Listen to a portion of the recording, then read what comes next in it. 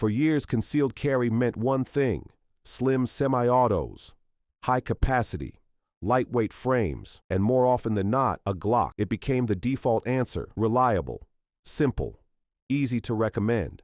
And for a long time, that made sense. But here's what's quietly changing in 2026. Not everyone is following that path anymore. Because when you step outside ideal conditions, when grip isn't perfect, when clothing interferes, when stress takes over, some shooters are starting to notice something different. Revolvers, especially modern compact ones, are holding their ground, not because they're better in every way, but because in certain situations, they behave more predictably. And once you understand that, you start to see why some of the most experienced carriers are making the switch, or at least adding a revolver back into their rotation. This isn't about saying pistols don't work. They do extremely well, but like any system, they have dependencies. They rely on proper grip, proper cycling, consistent ammunition, and when those variables shift, performance can change. Revolvers operate differently. No slide to cycle, no magazine feeding rounds, just a mechanical rotation and a trigger press. But that simplicity comes with trade-offs: lower capacity, heavier triggers, slower reloads. So the real question isn't which one is better. It's where does each one perform best? And the revolvers on this list, they're being chosen in 2026 because they solve specific problems in concealed carry that people are starting to pay more attention to. Number 1, Smith & Wesson model, 642 airweight. The Model 642 has been around for years, but its relevance hasn't faded. In fact, in 2026, it's being appreciated more for what it actually does well. Lightweight, compact, easy to carry in almost any setup. Pocket carry, ankle carry, inside the waistband, it adapts. And that matters, because the best carry gun is the one you actually have on you. Now here's where expectations need to adjust. Lightweight doesn't mean easy to shoot. The recoil is noticeable. Even with .38 Special, the trigger is long and relatively heavy, and under stress, that affects accuracy. So while the revolver is extremely dependable mechanically, its performance depends heavily on training. And this is where experienced shooters approach it differently. They don't assume simplicity equals ease. They train specifically for the limitations. Number 2, Ruger LCR. .38 Special plus P. The Ruger LCR brought something new into the concealed carry revolver space: a smoother trigger, and that one change matters more than most people expect, because in small revolvers, trigger control is everything. Short sight radius, lightweight frame.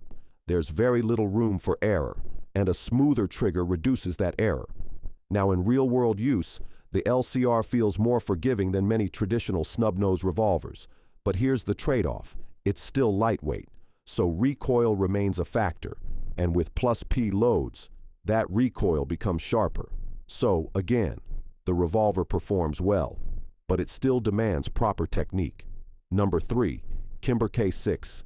The Kimber K6 changed expectations for compact revolvers. 6 rounds in a small frame. That alone makes it stand out, because traditionally, small revolvers meant 5 rounds. Now you get 1 more, without a significant increase in size, and that changes how people think about capacity. But here's where reality comes in. Compact size still means limited grip area. Recoil is still present, and under stress, control becomes critical. So while the K6 improves capacity, it doesn't eliminate the need for skill. Number 4, Smith & Wesson model. 66, modern.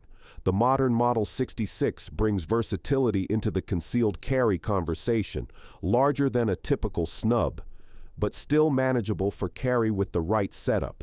And this is where it stands out.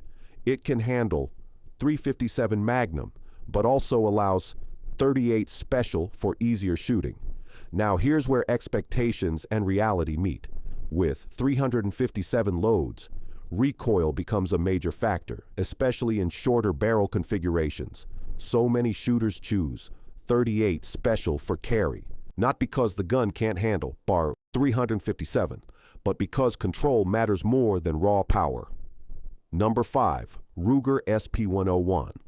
The SP101 is often described as small but strong, heavier than most compact revolvers, but that weight works in its favor because it absorbs recoil better, and that improves control.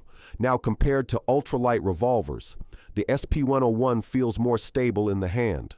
Follow-up shots are more manageable, but here's the trade-off. Weight. It's heavier to carry, and for some people, that becomes a deciding factor. So, again, it's a balance. Number 6. Colt Cobra, modern. The modern Colt Cobra brings refinement into the compact revolver space. Smoother trigger, improved materials, and a design that feels more controlled than ultralight options. Now in the hand, it feels balanced, recoil is manageable, and the overall shooting experience is more comfortable than many lighter revolvers.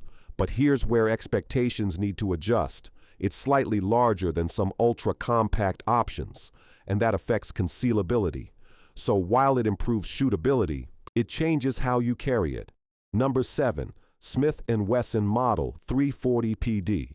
The 340 PD pushes the limits of lightweight design, extremely light, extremely compact, and capable of firing 357 Magnum. On paper, that sounds perfect. But here's where reality becomes very clear. Lightweight Magnum revolvers behave differently. Recoil is sharp, fast, and demanding, and under stress. That matters more than most people expect. So while the revolver is capable, many shooters choose to load it with 38 Special, not because it can't handle 357, but because controllability matters more. Number 8. Ruger LCRX 3-inch. The LCRX 3-inch brings something subtle but important: barrel length. That extra length improves velocity slightly, but more importantly, it improves control, longer sight radius, more stable shooting, better balance. But here's the trade-off. It's no longer a true pocket revolver. It moves into belt carry territory. So while performance improves, concealability changes. Deep reality section: what's actually happening in 2026? Here's what most people are missing. Revolvers aren't taking over concealed carry. They're filling gaps that pistols don't always handle as well. Close contact situations, imperfect grip, simplified operation under stress. And this is where they stand out, but they still come with trade-offs. Lower capacity, slower reloads, heavier triggers.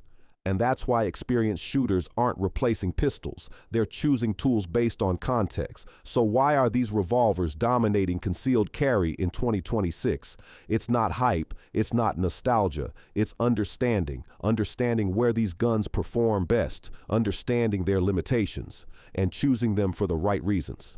Because once you stop looking for a perfect solution and start looking for the right tool for your situation, everything changes. And that's where real confidence comes from.